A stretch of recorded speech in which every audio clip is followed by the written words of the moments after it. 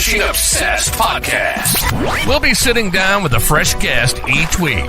Someone who shares the same kayak fishing passion that runs through our veins. We're talking kayak anglers, kayak companies, lure experts. Heck, anyone who's got a story to tell about landing the big ones from a kayak. We're setting our sights on becoming the #1 kayak fishing podcast in the world. You'll get a chuckle, a grin, and hey, maybe even a belly laugh. Because we believe in the power of humor. But above all, we're here to educate and inspire. So, whether you're a seasoned kayak angler or just dipping your toes into this exhilarating world, join us on the Kayak Fishing Obsessed podcast. It's time to reel in adventure, camaraderie, and the joy of the catch. Here's your host, Daren Wendell. All right, guys, welcome to podcast episode 50. Can't believe it's the 50th episode. We started last October, and so it's pretty excited. I'm excited about this. It's kind of a milestone for us. Welcome to the KFO podcast, Kayak Fishing Obsessed, brought to you by the Wendell Fishing YouTube channel, guys. If you love kayak fishing, if you're listening to this for the first time, coming in from Spotify or Apple, head over to @Wendell Fishing and over 900 videos on the subject of kayak fishing. And if you do happen to stop by, leave a message. I love responding to those. If you're not live and you're one of those out there listening in, maybe working on the kayak, out fishing, driving to and from work, whatever it is, whatever you're doing, I'd love to hear from you. Every week I get people who reach out to me, YouTube, Facebook, Instagram. It's like, hey, I listened to you on the podcast and I just love connecting with you. So please, if that's you, I'd love to hear from you. Guys, we have a great pipeline of guests coming up. Tonight, we have Nate Goodwin from Indiana. We got Matt's Fishing Mission on the docket. We got Mainstream Fishing coming up as well. We got Bass Fishing HQ at the beginning of January. And I'm continuing to reach out. So if there's anybody, especially if you're live right now, if there's anybody you want to see on the show, and I have never had on the show, throw that in the comment section. And I'll see what I can do. Hey, all I can do is ask. I've asked a lot of people to be on the show. A lot of people get back to me. Some people don't. But hey, there might be some people out there I just don't know about. So this is a recorded and interactive podcast. So if you are live, interact, folks. We'd love to answer any questions that you have. But tonight we are going to get tactical. And I love these type of shows. I love where they go. We're going to take a deep dive on offshore kayak fishing. And we're going to talk about cranking. We're going to talk about some shallow water power fishing. And we are going to do this with Nate Goodwin. Welcome to the show, brother. How you doing? I'm doing good. Thanks for scrambling back from class, making it just in time. So I appreciate that. Yeah, not a problem. I totally forgot we had class tonight. And I was just like, oh, am I going to make it?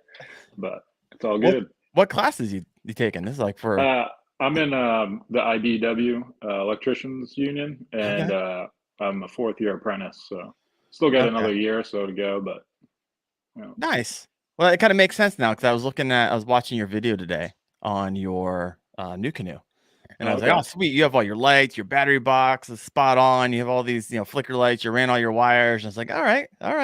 Yep. I'm thinking about making my own kind of battery setup for my 24 volts, 60 sweet. amp hour. And so we might have to talk afterwards. Anyway, it's not going to go down that rabbit hole. I did pick up an NK 180 from Newport on Black Friday. They got sweet. Like $700. And so I'll be powering my Bonafide with that. But awesome. I just don't want to buy $1,000 battery when I can make one for 500. So yeah. Yep. I hear that. But enough about that. Tell me about you. I noticed I was looking at your YouTube, like you posted your first fishing video like 9 years ago. It doesn't seem like you spent a lot of time on YouTube. I found you through Instagram. So a lot of times when I ask people to be on the show, it's because the Instagram or something in YouTube keeps pitching me their videos. And that's how I found you. And then I found out that you're connected with Fishing with Gramps and Grubby and Indiana and your neighbor, because I'm in Ohio. So tell me your story of the start of fishing and why did you decide to start filming it? Yeah, I always as a kid, I was like obsessed with fishing. My dad took me fishing when I was young, and then I got this, it was like a 3.5 pounder on a popper. and it was right at the bank, and I just saw it come up and just engulf this popper. And so since then, I've just been obsessed. But yeah, that video, I think I was fishing on the bank, right, or something in that Oh old yeah. video. Yeah. And I think I was like using my phone or something. But I've been always wanting to make some YouTube stuff, you know, because you catch a big one or you have a good tournament, and you're like, I wish I had that on, you know, video. And so, what was it, last year? I think I finally, or whenever I go to YouTube, a GoPro. And just since then, I've been wearing a chesty and just, you know, sometimes you get good content, sometimes you don't. Like I give it to any like YouTuber that has consistent content. It is so hard. You know what I mean? Like I don't want to make a video of some, like if I go out and catch like 5 fish, you know, like 5 small ones, like No, I'm not gonna put that up. It's boring. when I first got started, that was one of the frustrations, because you're like, okay, just like that, I'll go out, you'll catch 5 fish. You're like, I can't use any of that. They're all dinks, and no one wants to Yeah, see me catch 5 dinks. But you can catch monsters every time you go out, and you're like, holy crap, is this thing even going to work? And then right. you stick with it, you figure it out, and you dial it in, and you start getting B footage, and then you start utilizing it in that way. But man, it could be tough starting out for sure. Oh, So absolutely. And I'm not like great at editing. I have a hard time like because it takes so long just to like cut clips and whatever. So yeah, I'm working at it. you gotta love that part of it too. Yeah. And usually those who are anglers, like the whole, okay, I gotta, fish, and you catch and you get rewarded. It's similar with YouTube. You create Yeah. content, people are interested in watching it, you get that endorphin rush. But until you dial it in, if you're first starting out, it's brutal. And then eventually you get 10 times faster. And it's like, boom, I could pop out a video from Right. shooting to finish in like 3 hours. I'm hoping I'll get there. You can get there. But I don't mind. I don't mind it. It's kind of fun. Hickman, Yeah. JT is like, I hate editing, and 5% fishing, 95% editing. Yep. Yeah. Sounds about right. No, it really is. And like going back to like when I was like a kid, like I can still it's wild how you can still remember like fish that you've caught. Like your PB that you caught at Gunnersville. You'll remember that forever. Yes. And like so that was the whole reason why I was like I have to get a GoPro. And because when I was a kid I fished tournaments like when I was like in high school, like friend tournaments and stuff out of John boats or Yeah. whatever. And then when I got out of high school I fished bass boat tournaments out of, you know, I was always typically a co-angler or if I used one of my John boats. Mm-hmm. And I can still remember some fish, you know what I mean, that I wish I just had on video. But the kayak thing's been really cool. So I'm from Massachusetts, Okay. and we moved out here in 2019.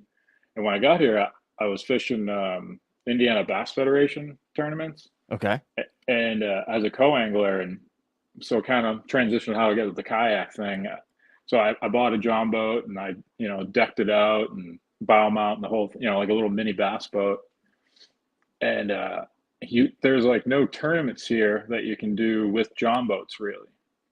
Okay. And I wanted to fish tournaments, and GRBY kind of popped up because a local guy, Aaron Mullender, he lives over here and he fishes out of a kayak. And I knew some people back home in Massachusetts, like Derek Brundle, Ken Wood, those guys, they run Massachusetts kayak fishing. And so I'm like, oh, I'm going to check out a kayak. And I got a new canoe Pursuit and got the bow mount. And it's amazing. It's so much more fun, like the tournaments. Okay. And Now you're getting into the tournament thing, right? With the kayaks? I just got into the knucklehead, and I was hesitant. I've shared this before. So I'm going to keep it short. I was hesitant on getting into tournament fishing because I enjoyed it as therapy. Right. And I am uber competitive, and I didn't want to ruin it for me. But how KBF is set up, month-long tournaments, I can get out there when I can. It just made it the next level for me. And I actually enjoyed it a lot more than I thought. And a lot of it wasn't necessarily the tournament, although that was a blast. It was who I was connecting with along the way. Because it's like, a 4-month tournament and then a weekend tournament. So it was like a big, long, entire year ordeal. But I liked it.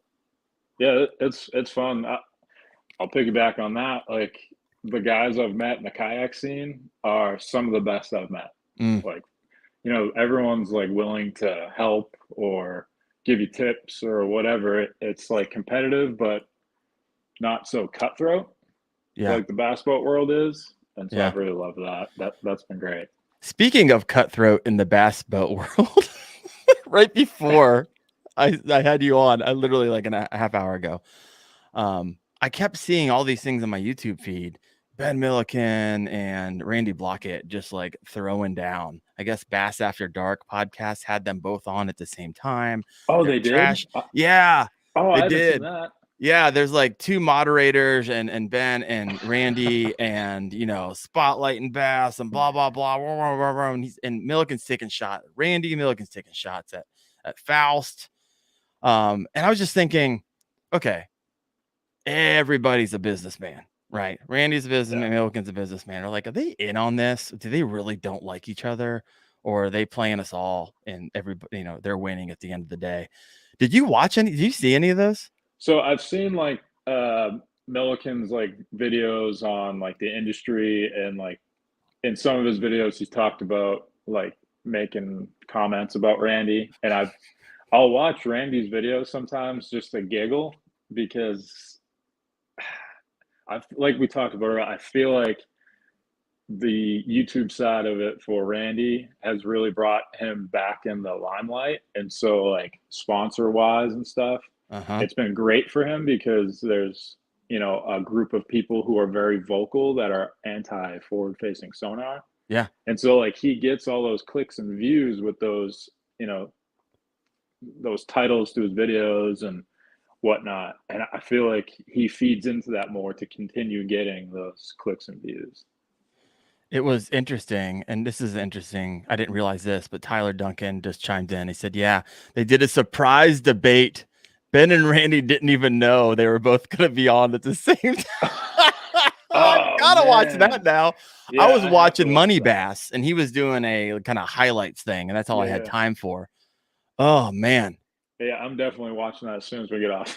It's kind of brutal. Now, he was doing a highlight series of like, okay, Ben had this standalone video, and then Randy has a standalone video. Randy, I guess, in the past hasn't historically responded, but it's been so like barraging that he finally responded. Oh, it's fascinating. Just fascinating. Yeah, it's wild. Yeah.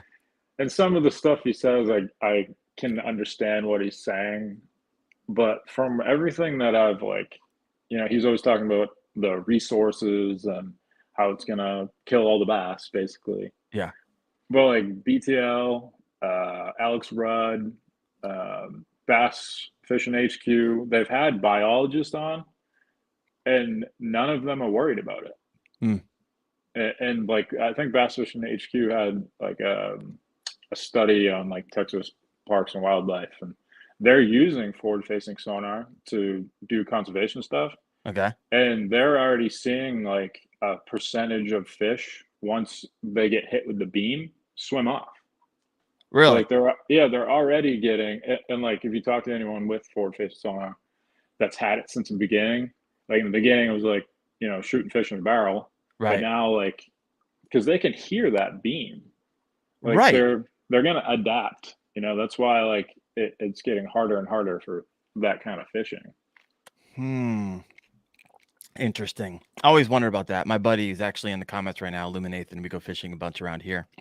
He's like, hey, I'm going to turn off my sonar right now. I was like, yeah, because we're on a highly pressured lake. They're getting it all the time. And so I'm not sure if I noticed the difference between on and off, but hey, if you're coming up short, you know, you try everything. You try everything. Absolutely.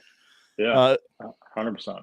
Illuminathan says they're going to milk this feud for views. Absolutely. Like I said, they are businessmen at the end of the day. And this is wild and crazy. But yeah, go check that out. And, you know, I'd love to do, I don't know, Gramps, I got to have you on sometime. We'll do like a reaction video to this because I just love like starting it and stopping it. Like, hey, it'd just be fascinating to me to have a little fun with it. I honestly don't have a strong opinion about spotlighting bass because I can't Yeah. afford the technology. Me too. Yeah. So Yeah, not this there yet. year I bought a new whole rig this year, Yeah. and it was like either I buy a forward-facing sonar and a new battery for it, or I bought a new rig. So I ended up getting the new boat. It's expensive, even if you go used. It's just like you got to get the mount, the unit, the battery. Like the transducer. It adds up quick. Real quick. Well, let's start here, and then let's start with your kayak and start entering into some of our conversation around offshore bass fishing. So you had a Pursuit new canoe, and it sounds like you stayed with new canoe. Yes, for your upgrade.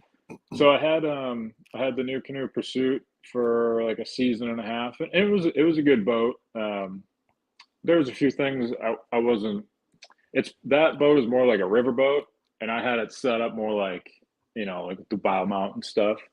And so I wanted to stick with new canoe because I love their platform. The wide open deck, and it seemed like the unlimited everything that I wouldn't say I didn't like about the Pursuit. I just wish it was changed. They changed it in the unlimited, and so I was like, a local guy had one. He used it for a couple hours and then sold it. So I bought it, and it's been I saved a bunch of money on it. But I love it, dude. It drains water. It handles rough water. The bottom. It's like fishing out of a boat. It's amazing. Huh. You're a pretty sweet setup. I liked it when you went through it. If you're interested in his setup after the video, go and head over to his YouTube channel. It's your latest, I believe. Your latest video was your walkthrough, right? No, I think it was like 2 videos back, I think. Okay. But it should pop up. It's pretty recent.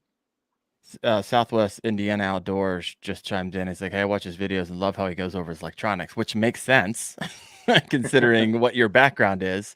And I actually had someone early on. Let me head back up this. I started. Can we continue the 24-volt conversation a little bit? You know what? Maybe what I'll do is I'm putting together that video of how to create that battery box. I might bring in Nate on that video. We'll see. But yeah, stay tuned. Because I need someone. I got some questions that I can't answer. I'm not a wizard there. All right. So you got your kayak. Yep. Bow mounted. And by the look up some of the comments from Fishing with Gramps or Hickman Outdoors, he's like, if Nate gets forward facing sonar, it's all over for us in Indiana. Because he said you are a side imaging and down imaging wizard. So let's talk. Let's let that be our segue into offshore fishing, right? Because I believe the majority of kayak anglers, when I see them bouncing around a lake, they're all just covering any of the cover they see along the edge, all on the edge. Rarely do you see a kayaker offshore. And so walk us through why you feel like that's one of your core competencies, and then walk us through how you do it. Yeah, absolutely. Yeah, I've even like in the early 2000s, I've always had like a fish finder because I always followed competitive fishing, since I was a kid. Okay. And that was always like, the early 2000s side imaging just came out, and I could never afford one, but I was always had 2D. And I remember like one of the first fish I caught because of 2D, and it just like blew my mind that like, oh, I just saw it on the screen and then I caught it. Right. And so since then, I just kind of been obsessed with that. And it wasn't really until like 2 years ago when I got like a good unit. And I just kind of spent the time like kind of figuring it out. And so like a lot of people, they don't have any confidence either in what they see on their unit or with fishing open water, because it's so much easier. Like if you're going down the bank and you see a laydown and you're like, fish live on laydowns. Right. You know what I mean? I've caught fish on laydowns. So then people just kind of, especially if the fishing's tough, they're just like, I'm going to do what I know. Yep. But the majority of like, if say I go to like a new lake and I want, say it's June, I know it's post-spawn, fish should be offshore. And I've never been to a lake. The first thing we were just going to look at the mapping. Before I even turn a fish finder on, I'm going to use Navionics on my phone and just point out like the obvious stuff, like, oh, here's a big point, or it gets shallow right here and it's, away from the bank or a hump or something. And then I just scan over them, and if there's fish there, I fish. If there's not, usually I won't. Until I figure out, like, okay, if fish are on brush piles, or they're on hard spots, or they're around bait in 10 foot. You know what I mean? And so it's just like the obvious stuff. So like 2 years ago when I finally got side imaging, I felt the same way. Like I drive around like, I don't see any fish, or I don't know where to like begin, because like it's a big lake, you know what I mean? Right. And that's when I started like getting into mapping, and that's what changed the way I fish. Okay. Keep talking. Like just like before you even go fishing, just look at the map and just the obvious stuff. Like, okay, I know I'm launching in this creek arm, and then there's 2 points, and there looks like there's like a ditch over here, and then I would just start driving over them. And you don't even need to have like my unit, for instance, it's a Lowrance TI2. It's a 12-inch. And that's like Lowrance's like mid-level. And it's honestly discontinued now. The Elite FS kind of took its place. But I think they came out in 2018. So you don't need like the biggest or greatest units to do it. Really you can do a lot of what I do with just 2D. Right. You could do it like a 4-inch screen or whatever. And it's just, you just got to like believe what you see. Like I could send you some screenshots if you want, maybe later you can post them or whatever. But yeah, just figuring out how to set up your unit and then just spending the time using it is a big hump for a lot of people. But once you get over it, it's just a lot easier to understand. And we can go into that if you want. Yeah, and that's the learning curve, right? That's why, I would imagine a lot of guys and girls, when they get out on the weekend, they're like, okay, I get out just maybe a Saturday morning when I'm lucky.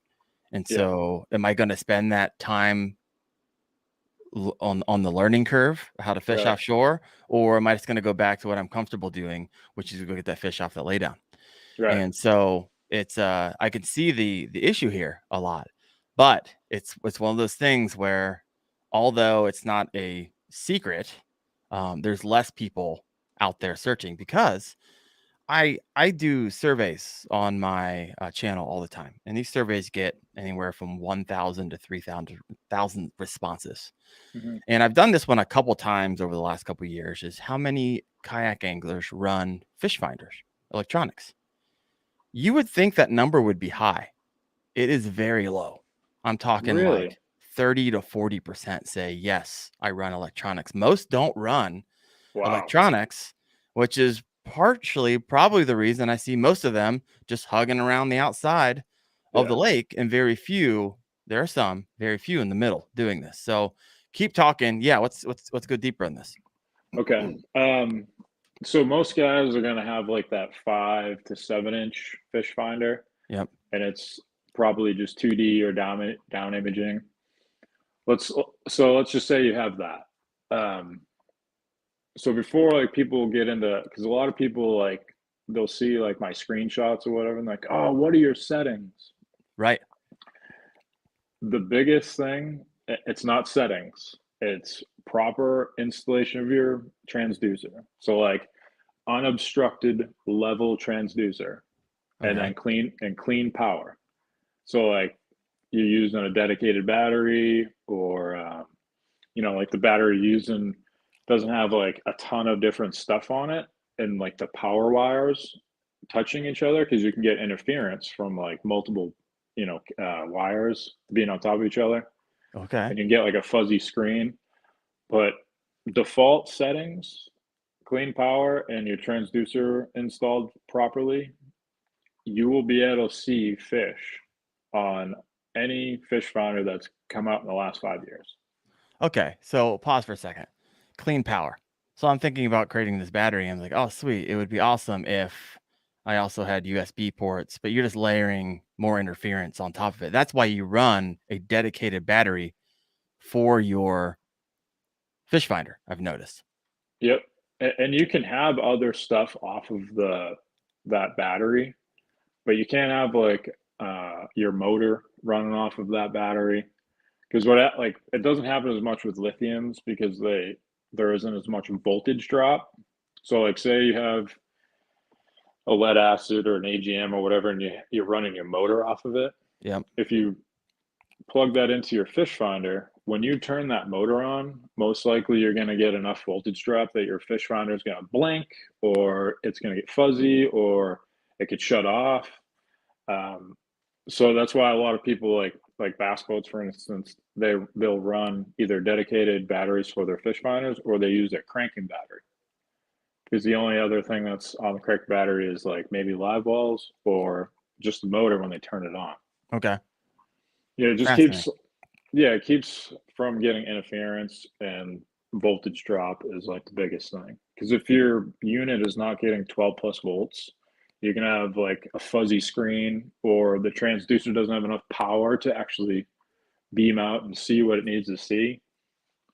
So a lot of guys that have issues is just either their transducer's not level, or like it's kind of picking up the hull of their boat, Right. or they're having voltage drop issues. Okay, so this is fascinating. I didn't know this is where we're going to go today, but that makes complete sense to me now. And knowing your background in electronics holds a lot of weight.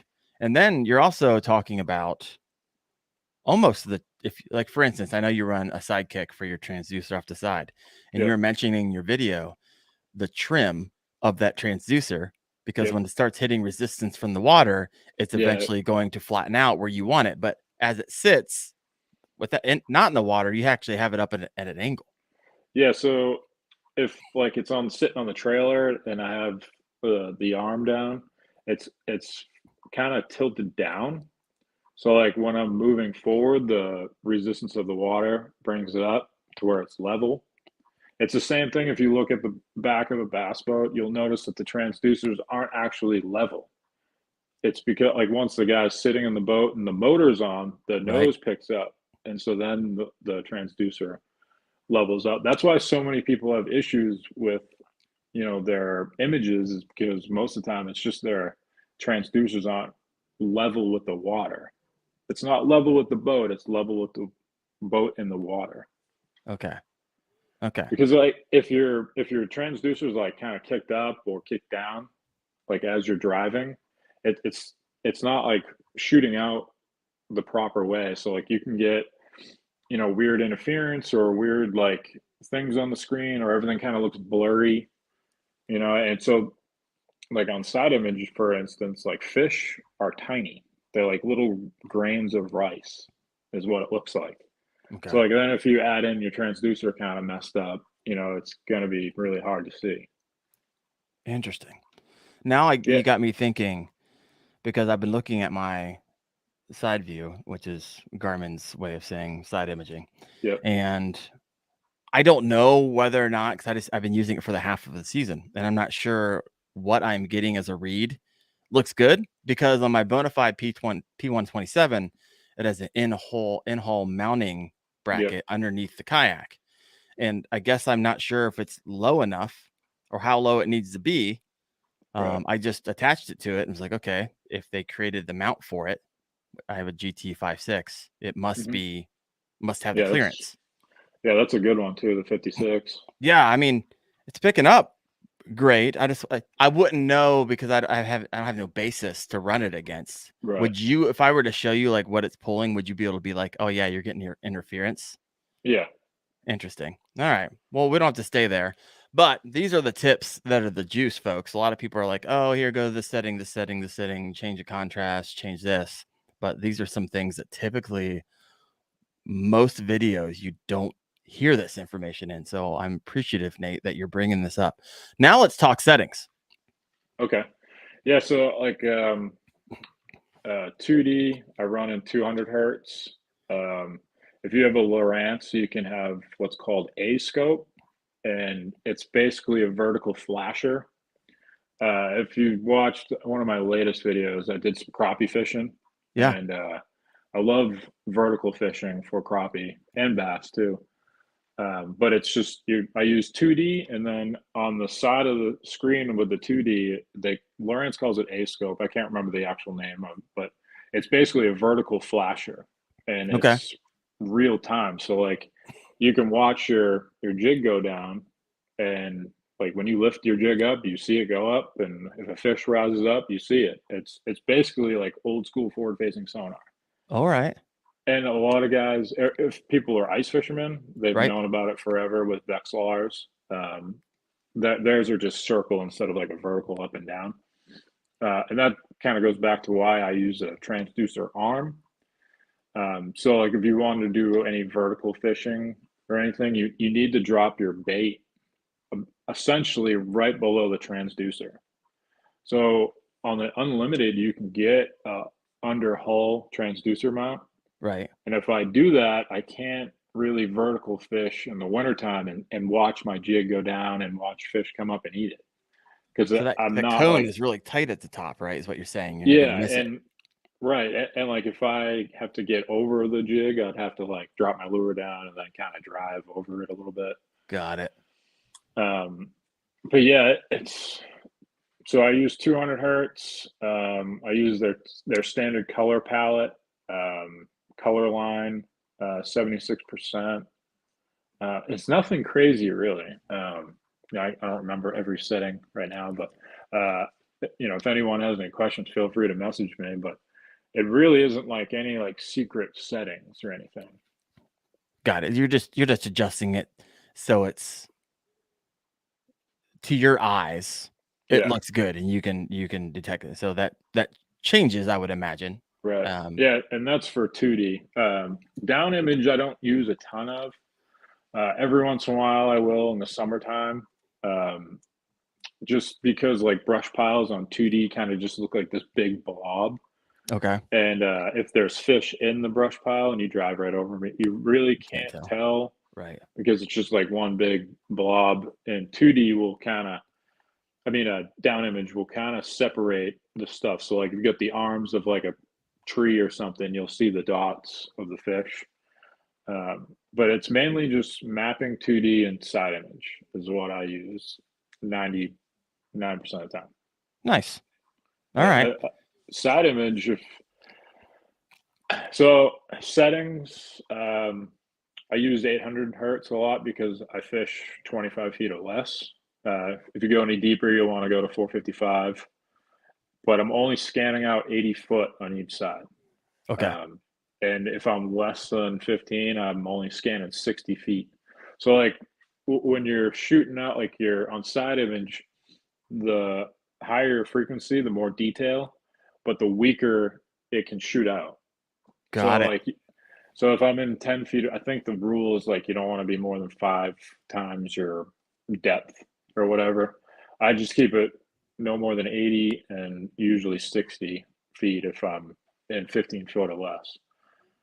So explain hertz really fast. It's why you're so the 455 hertz, it's a frequency that like the sonar ping goes out, and the lower the hertz, the more power it has, but the less detail. So like if I wanted to, like, say I'm fishing 20 feet of water and I want to drive over a big point and I want to look 100 foot out, I would put it on 455 so I can look further out. But if I want, like, say I find like a group of fish or a brush pile, I could turn around and put 800 on and look shorter, but I could see more detail. Okay. Now, will that automatically change for you? You literally have to go in and start changing that in real time. You'd have to change it on your settings, but it's just, clicking from one to the other. Yeah. You might have to change your like sensitivity or maybe like your color palette, because 455 is like, because it's stronger, it seems to be kind of washed out on my unit, like where it's like real bright. So I'll have to like turn it down a little bit. But really, for most lakes, I haven't touched my settings in a year. Okay. Yeah, every once in a while, I'll maybe change a color or something, depending on if it's like the sun's really beaming on my unit or something. It's hard to see the screen sometimes. But yeah, once you get it like pretty well dialed in, like you can just leave it. All right. This is great. I didn't realize we were going to go electronics and stay here for so long, but you brought the heat. So thank you for that. I'm going to switch gears. Can you believe we're already 36 minutes in? We got some Really? comments over here. I thought it's pretty awesome. Randy Gissendanner said, I'm really not into podcasts, but y'all are great information. Well, thanks, Randy. Yeah, thank you. I mean, Ray, my bad. Appreciate that. All right, so let's switch gears again on everybody here. Talked about electronics. We're scanning where we got the right frequency. We find them. Now let's get a little tactical.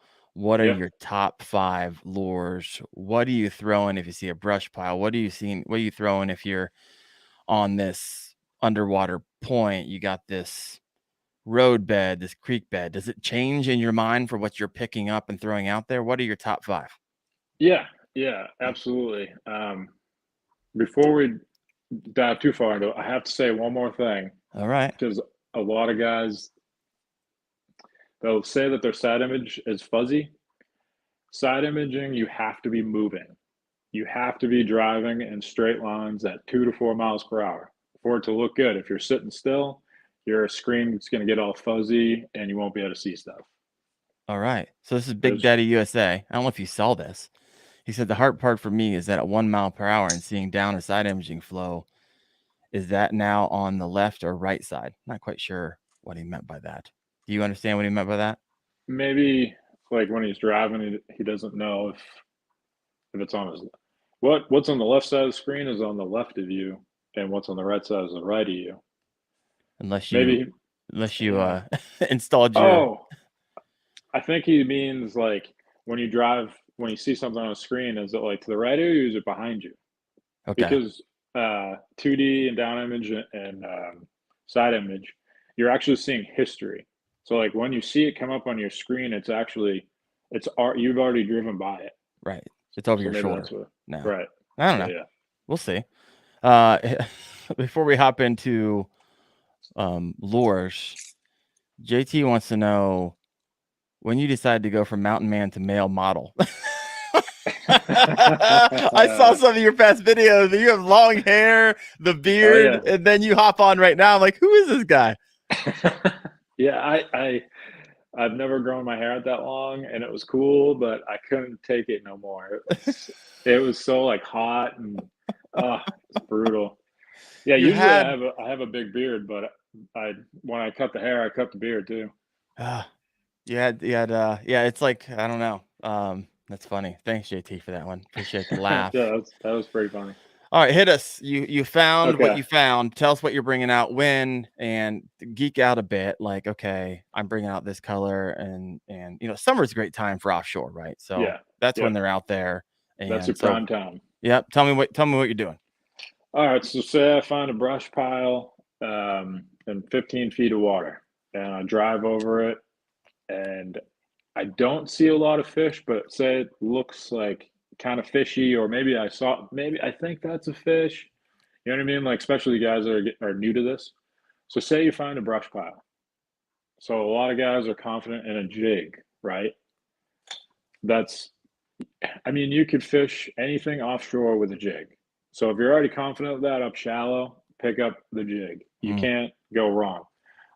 This right here it's a 3/4 ounce, and the guy's on, Spotify or whatever. It's just a big brush jig, 3/4 ounce. This is a Smartus Baits Craw Mattis in the back, just a big kicking craw. You want something big like that. In the summertime, a lot of bluegill and crappie and stuff, all those panfish, they get out there, as does the shad. Mm-hmm. But that big flapping jig, it just represents a craw or those big bluegill. And you want, like, for bottom baits, you want something. I personally like something heavier, so I can feel the bottom. That brush pile, you can feel it, you can work through it. Or say you fish a point, and that heavy bait, like a jig or like a half ounce Texas rig, something that's heavy that you can feel bottom. You can tell when, like, say that there's a part of the point that's rocky, or it's soft bottom, and then all of a sudden you kind of feel like it's like hitting something hard. Mm. Those are your key spots. Money spots. Yep. That is like, it's the size of, two kayaks put together, and they're all going to hang out in that one spot. At one of my YouTube videos, I think it's my longest one, it's like 25 minutes. But I think it was titled like how I use side scan to catch bass or something. And in that video, I caught the majority of my fish off a spot that seriously looked no more than like a 5x5 square. That's it. And if I casted, outside of that, wouldn't get bit. If I hit that one spot, it was like a rough spot. And every time I dragged into that rough spot, I would get bit. And that's like, so like a lot of guys are like, oh, I thought I saw some fish, but like I never get bit. You have to find that little tiny key spot. It's almost like bed fishing, really. Like you find that one key spot, and then all of a sudden you start getting bit. So the jig or a big Texas rig, like a Texas rig worm, like a 10-inch worm, that's a popular one, or a shaky head. Yeah. That's another good one. Big shaky head. I'll throw this big Samadas salmon shot worm. It's a 5-inch worm on an eco rig, or big shaky head, like a 1/2 ounce Magnum shaky head. Mm-hmm. So those are some really good, easy, access kind of baits. Stuff they've already used. Another one. Do you fish a drop shot at all? I have. I've liked it. I typically, if I'm going to fish a drop shot, I typically will just do a Nico to make it easy. But I know they're different and there's some nuances there. But regardless, I usually don't carry it. The drop shot, I like a drop shot a lot. Offshore, like sticking with the bottom baits.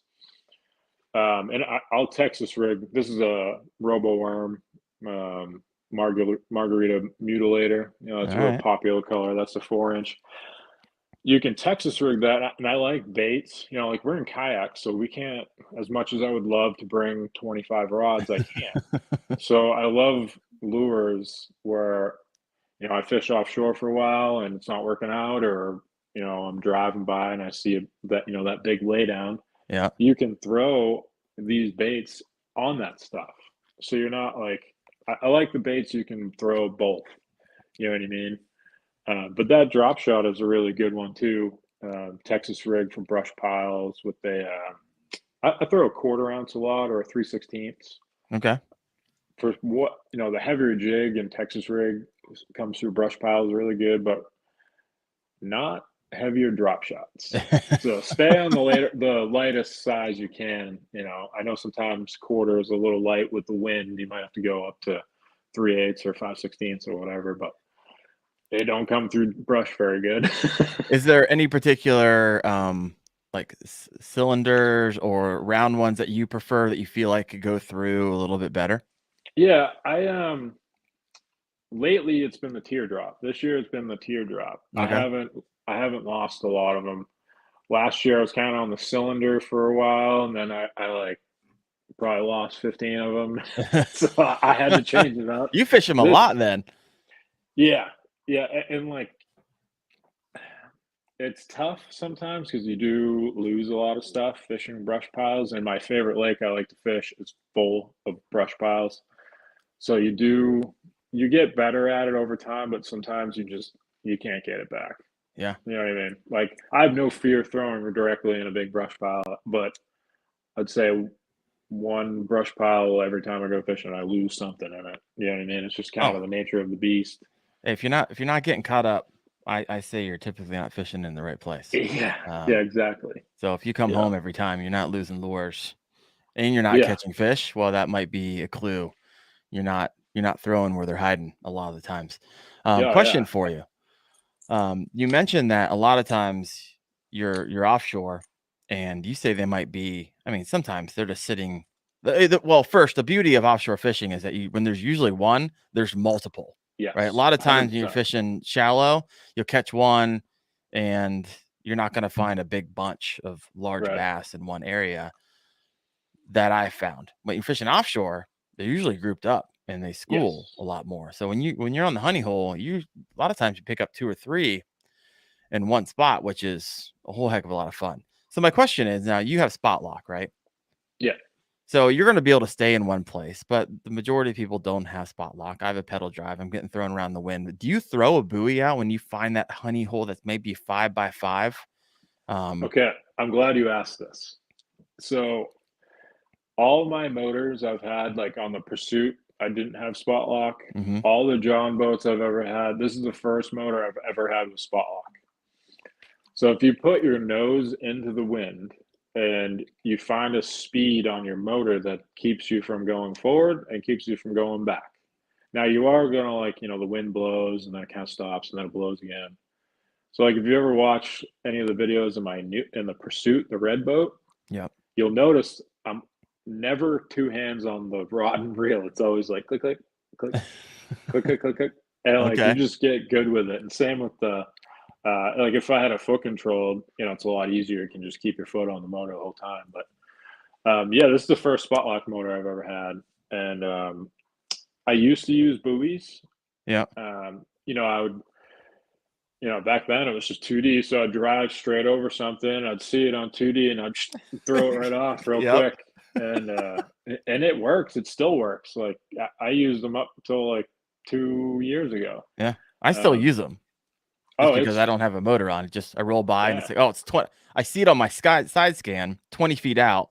And as soon as it throws up, I throw out there and then I turn around and find it and dial it in. That's super helpful. It's the biggest thing. So like talking about seeing something and then fishing it, and they're expensive, but a heading sensor. So like Lowrance, it's called a 0.1, and Garmin, I think it's like a active captain or something, or I can't remember the name of it, but it's the little GPS pucks.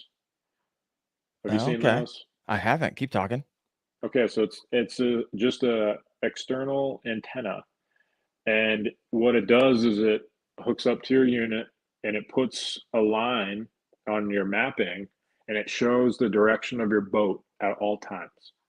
So like, have you ever noticed on your mapping, if you're sitting still, the map might spin, or like you're not 100% sure the orientation of like where you're facing on the map. Mm-hmm. So with the heading sensor, like when I drive over a brush pile and I see a group of fish, or I find a brush pile and I drop a waypoint, it's just like the buoy. So like I'll drop a waypoint on the map, I turn around and I get lined up with that heading sensor and I can hit that waypoint every cast. Okay. So I know exactly where I'm facing, how far away it is.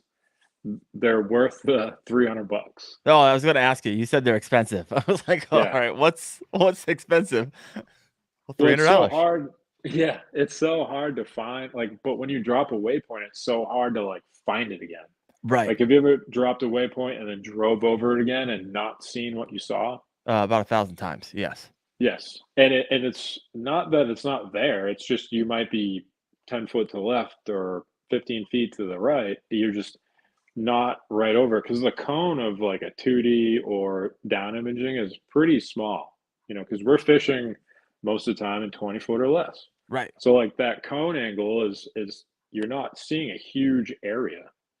Now side image, obviously you can see a bigger area, but that heading sensor is money. Like if you're thinking about getting forward face sonar, get heading sensor.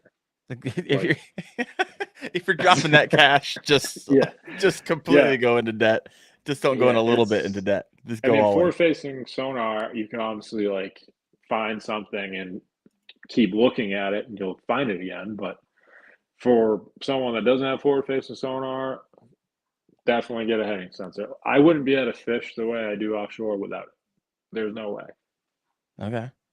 So you mentioned your Texas rig, your drop shot, your shaky head, your football jig. Do you do the flutter spoon at all? Do you do a crank in those scenarios? Yep. So let's get into moving baits. Flutter spoon, I've caught some fish on it on like a 5-inch. I haven't thrown like the Magnum. You really need a dedicated rod and setup for that. Right. And it just seems like I've thrown, I think I bought one 7-inch and I lost it immediately. So it's like a commitment. Ouch. If you're gonna, because it was like $15. Yeah, it was. And it's a commitment if you're going to fish brush piles, and that's what I fish a lot. And this winter, I'm gonna buy some more because I found a lot of hard spots this year that I'd like to fish a flutter spoon on it. It just seems to catch huge fish, and I know not a lot of people throw it around here. Yep. So I'm always kind of looking for that different thing. Speaking of Milliken, I mean, he catches a lot of his donkeys on spoons. Yeah. And Austin said, "Dang it, Nate, the old lady isn't going to be happy if he's spending another $300." It's worth it. Facts, I'm telling Austin. you. Facts. That's awesome. And here's JT over here. Do it, Austin. Do it. I love it. Hey, we're supportive here. We're supportive of each other. Yeah, spend away. You'll be happy. I promise you. All right, so we've gone over the bottom baits. Cranking. That's something I love to do, especially offshore, whether it's brush piles or points. And when I say offshore, real quick, that could be 3 feet of water. Just something that's off the bank. But cranking's a big deal for sure. Like that's the first bait I'm picking up every time. Okay. Because if you find a group of active fish, they're going to bite immediately. Like if I say I drive over a point and I see a bunch of fish and I drop a waypoint, turn around, I start fishing. I throw the crankbait, I throw a big, swim bait, I throw the jig, and I don't get bit, I'm gone. But I'm not spending more than 5 minutes on it. Oh wow! Because it's just a timing deal. It seems to be like, so the lake that I fish a lot, it's very popular. It's a power plant lake. I've never not seen more than there's always 30 plus boats on this lake. Sometimes 100 boats. Chill out. And it's only 2,000 acres. It's tiny. And so it's a very popular offshore lake, but you can see a guy on a brush pile that you know of, and you're fishing kind of near him and you never see him catch a fish. You roll up and you catch him. Yeah. Or you're fishing a brush pile and you didn't catch any, you leave, and then a guy pulls up and he catches it. It's just like a timing deal. Right. I feel like it's just like when the bait comes in at the right time, or one, I don't know if you've watched any forward facing sonar videos where one will follow it, the bait, and then a second one will come up and suddenly it's competitive. I don't know if what triggers them, but it's just a timing deal. So yeah, I won't spend a lot of time on them, but a crankbait is definitely one of my favorites for sure. But really quick before we hop into the crankbait, isn't that crazy how that works? I could literally, you're fishing with your buddies, you're fishing the same thing, you're fishing the same color. One person throws it, nothing. Second comes up and just absolutely is killing it. And it has to be a nuance there of something. I feel like no one fishes, say you get 10 guys fish a jig, none of them fish it the same way. Nope. And majority of them are going to have a different trailer or a different weight. There's, some days it doesn't matter. You could throw a all pink jig with the 10-inch worm on the back of it. They're going to eat it. Yeah. But other days, I'm not a big color guy, but, some days that certain weight or that certain kicking motion or not kicking motion plays a big deal. Yeah. So that's why I don't spend a lot of time on offshore fish. I'll just keep going, but I'll come back. If I find a group of fish that doesn't bite, I'll be back in an hour. Okay. And sometimes, the second or third time, sometimes I'll come back 5 times. And sometimes they still don't bite. but I saw you an hour ago. It's not happening now. Yeah. Sometimes it can be for us. I've left some lakes upset about, because I found a big wad of them or whatever, and I just can't get them to bite. Yeah. But so cranking, I grabbed a couple, real common plugs that are easily accessible. Everyone likes the Japanese stuff or the high end stuff, but a lot of my crankbaits that I throw a lot are they're cheap. Right. Because I'm throwing them in brush and sometimes they don't come back. Yes. But Strike King 5XD. This is the powder blue back. If anyone knows Keith Combs, the Bass Elite guy, he made that color real popular. But 5XD, what's that? I would never throw a color like that. ever. Oh, really? I would never Yeah. throw a neon, anything non-natural. I just don't do it. So this is a good. So I don't know how true it is. I know that it's chartreuse, and I know that's like real bright white, and like once it goes in the water, that turns real white. But allegedly, when the fish get first off of the bank and get offshore, allegedly that powder blue is the deal. I don't know. That's what Keith Combs says, so I Hey. throw it. I know people catch fish on them. Yeah. I have my natural colors that I love during certain times of the year. But hey, And I'll throw the natural color. The only time, so like I said earlier, like I'm not a big color guy. So like this would be a color I would throw if the water's a little dirty. yep. You know, it's because of it. The chartreuse will kind of pop, and like this color. This is a Spro, Little John Dee. I really like this color. I throw this in the summertime a lot. It's just white with the scales. I throw the Spro Little John 50. Is that right? Yep. Flat Yeah, that's a sided. good one. I Yeah. can't catch anything but catfish on that thing. I've got more Really? catfish than bass on the Spro Little John 50.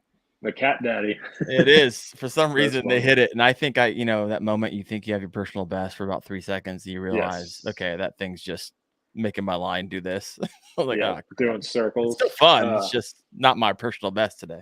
No, yeah, too slimy for me. But yeah, a lot of my colors are pretty, like 99% of my crankbait colors in the summer are going to be shad. Yep. And just water clarity kind of dictates like what like actual color. I love foiled baits, like I saw that. yeah, this is not really a foiled one, but like the chrome sides. I'll throw that a lot.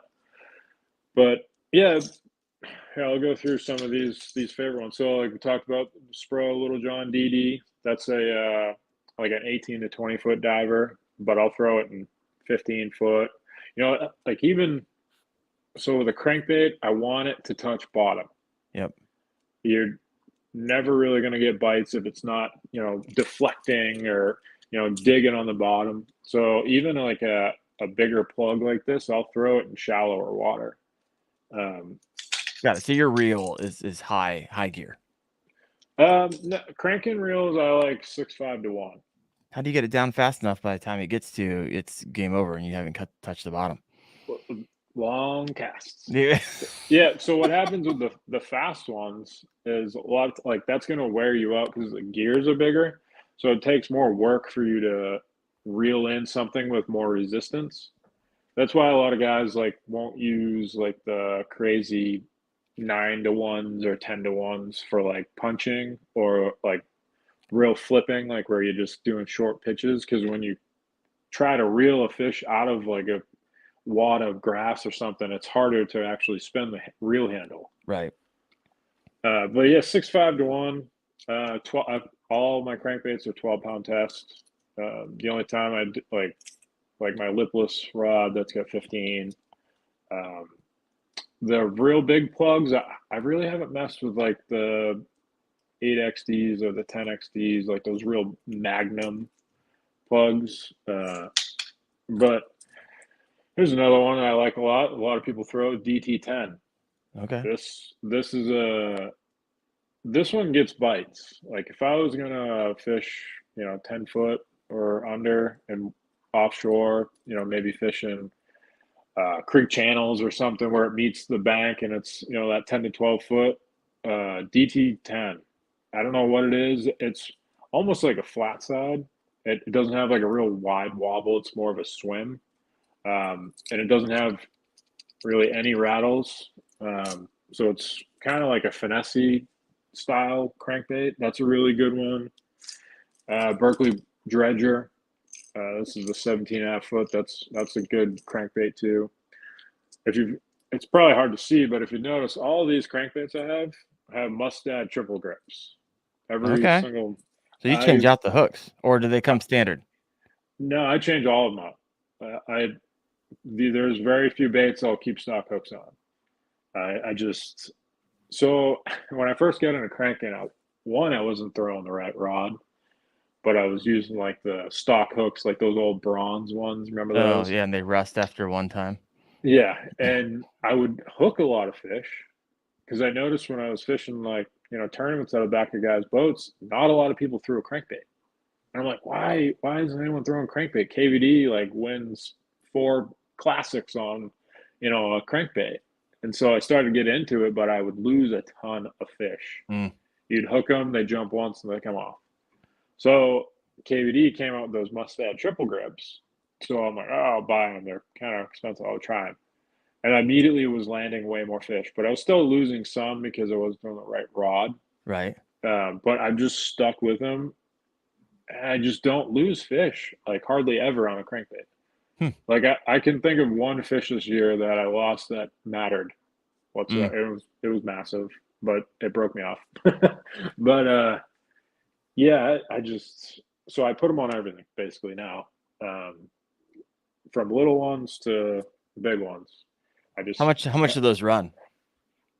I think the 11 pack is like $8 or $9. That's not bad.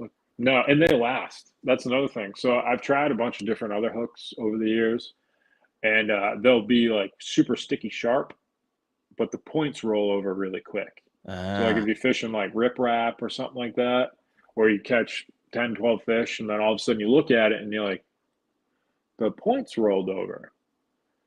So I get away with a lot of ones. There's a lot of good hooks out there, don't get me wrong, but for whatever reason, maybe it's the way I fight the fish or whatever, I just believe in the mustads, and they're not crazy expensive and they last. Yeah. I mean, if it's noticeable, and you're saying it is, and you tournament fish a lot. Yeah. I mean, how much is that one fish that got away worth it? Right. Yeah. The one you remember in the past that you lose sleep over and you think about it all the time. Yep. How much would you have paid to land that? Exactly. And we already have all these sunk costs in kayaks, and so what's the extra? It's funny when we get down to the lures, we're like, oh, we want to save an extra couple dollars on hooks. Yeah, exactly. I mean, it's not worth it at that point. No, no, and that's what, like, fish and brush or even offshore stuff, like, you're gonna get hung up sometimes. Definitely buy lure knockers; they'll save you. But yeah, like you said, like I would rather spend an extra few dollars to catch 5 more small ones or 1 big one or whatever. You know what I mean? Yeah, it's just worth it. And going back to cranking, I notice a lot of guys when they're throwing a crankbait, it's just a cast and steady retrieve. Right. You got to create your own deflection. Yes. I don't do a lot of rod popping with deep plugs, but it's real fast stop, or steady stop. Like I'm always doing like a stop and go, or crank real fast for a second or two and then stop. Because that plug is going. When you start pulling it even harder or reeling harder, it gets real crazy wide, and then it's and then you stop and it sits there, and then you steady again. It's just like creating that reaction bite. 1,000%. I don't personally love crankbait fishing, so I love talking with someone who does. I typically don't do it. I do it in the spring, and I tie on the KVD 2. I think it's 2.5 is what it's called. Yeah. And it's like they're black and red. And around here, okay, yeah. with a slow retrieve at like right after ice off, that thing absolutely slays consistently. Well, that thing is like low key like a chatterbait. Yeah, because it's got that real wild tail slap back and forth. I thought I brought one, but I got into crankbait fishing because of wiggle warts. And they have a similar action, not so much as the 2.5, but that kind of hard thumping, like erratic action. And they're super good on rock, like riprap and stuff. But wiggle wart, definitely want to try that one. That one's really fun. All right. But I love it because like crankbait fishing, like when you get a big one and you're cranking along, they just load up on like that. It's, I don't know. Maybe it's the flimsier rod I really like. There's just something about it when they smoke a crankbait. It's a lot of fun. For you and me, season's coming to an end unless you're copy fishing and you were catching some bass recently, like 10 days ago or 20 days ago. I can always tell by the background, like no leaves on the tree. All right, bro's fishing recently. Yep. I'm still editing. I still got like a terabyte of video I'm editing from this past summer, and I'm catching up on. Wow. But just talking about that, the bass just slamming in it just brings all the feels back. You're like, can't wait to freaking spring. Why don't I live in Texas or somewhere down south? Well, just Tennessee or south. I don't know how far away you live from Newton, Illinois, but I go over there a lot. The water is always 50 degrees or more. That's that power plant, right? Yeah. Yeah, I know that Gramps keeps talking to me about it. I'm about 4 hours from Indy, so it's a little bit away. Yeah, I probably so have a power plant around here. I just need to discover, to be completely honest with you.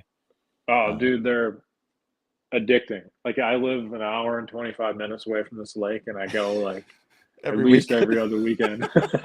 It's just like the water stays warm, and which is cool, but it's just full of fish, like, and big ones. Like, I'm all about the bite.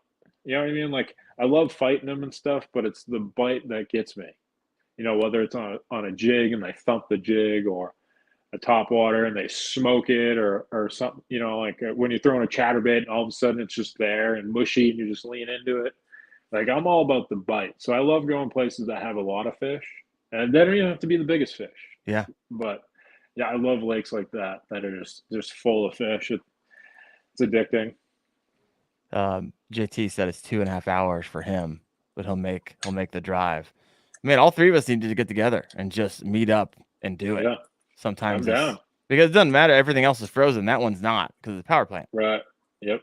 I'll throw this out there. This week, last year, I caught 5 for 25 pounds. Chill out. Like 2 hours. Chill out. Throwing the A-rig. I really wish I had my GoPro. Of course. But when you don't take your GoPro, you know you're going to absolutely slay that day. So it's kind of this like catch-22. Yep. Every time I forget my camera, something ludicrous happens. Yeah. And you're never going to be able, like a bald eagle will come down and grab your fish. Something you're like, no one will believe you. Yeah. Yeah. Oh, kind of like how I threw my phone in the water last week. I saw that. My favorite video of yours was I just crashed into a boat. Oh, dude, that was awful. I was so happy I had the GoPro on, because I was like, what's happening? Yeah, my remote got wet and it wasn't like working. And then finally I got it to work, but it was on full throttle and it wouldn't turn off. If you guys watch the video, he's just him sitting in his kayak, and there's a boat probably 15, 20 feet away. And just all of a sudden it's like crash. And then a few choice words. There was I bet there was probably 4 other tournament guys fishing around me. And as soon as I slammed into the boat, I unplugged my motor and I looked around, like thinking they would have heard it or saw it. They didn't even, it was like I wasn't even there. I'm like, oh, no one saw this either. I'm like, oh, I had my GoPro going. There we go. I love it. Yeah, it was perfect. Well, Nate, we're at 1 hour and 10 minutes. Freaking awesome. Thank you for bringing your thoughts, the juice when it comes to electronics. I need to do a show like specifically about electronics, because I feel like a lot of people either they don't carry them, which I know a lot don't. And it's a really great way to get a lot of yardage in fishing, in my opinion. Yeah. A lot of times we focus on the nuances and tweaks and add these hooks to these lures, and that gives you a little bit of yardage. But man, if you really want to step up your game and get a lot, electronics is a way to do that, in my opinion. Yes, 100%. And you don't have to go forward-facing sonar to get there. Like you said, you can spend a little and get a lot out of your fishing game. Yeah. And so, I got to bring it back. I want to talk to you more about kind of battery boxes and stuff and getting ready. I'm geeking out on that myself. But thank you for your time. Really appreciate that. Thank you. And guys, next week, I'm not having a show because I got to travel for work out to Arizona. But we'll be back the following week. Man, we're getting close to Christmas, so this is going to be a good time. Nate, appreciate you. Hey, guys, if you've not yet followed him, head over to Nate Goodwin Fishing. Give him a sub. He's kicking out videos from time to time. And, man, I'll see you at a tournament somewhere. I'll have to get fishing down over there in Indiana. Get a bunch of guys together. It'd be fun. Sounds good. Thanks, man. I appreciate it. Yep, I'll see you. Thanks, everyone. See ya. Thanks, bud.